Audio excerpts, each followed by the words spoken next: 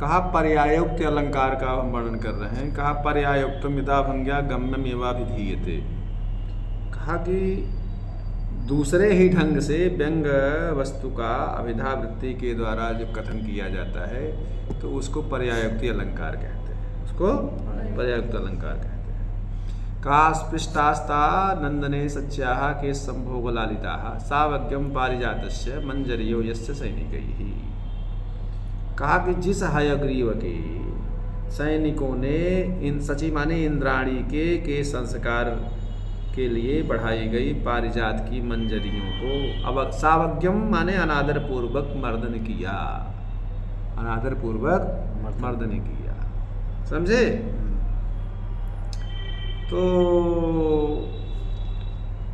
तो यहाँ पर वर्णनीय हयग्रीव का प्रभावातिशय बोधक होने से कार्य भी कारण के समान प्रस्तुत है। ठीक है। और दूसरा है कि अनेन पर्यासयता अश्रुबिंदून मुक्ता फल स्थूल तवानस्त्रेषु प्रत्यर्पिता शत्रुविलासनी नाम आक्षेप सूत्रेण विनयुहारा है।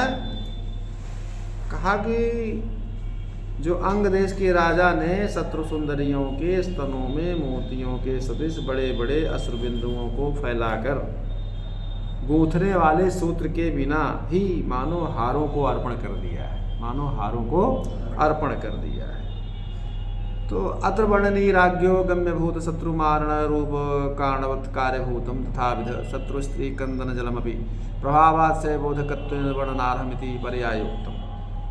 यहाँ वर्णनीय राजा का व्यंजना से बोध्य शत्रु मारण रूप कारण के समान उसका कार्य स्वरूप शत्रु स्त्रियों के आंसू भी प्रभावात्शय का बोधक होने के कारण वर्णन के योग्य है। इस कारण से इसे पर्याप्ति अलंकार कहा जा सकता है।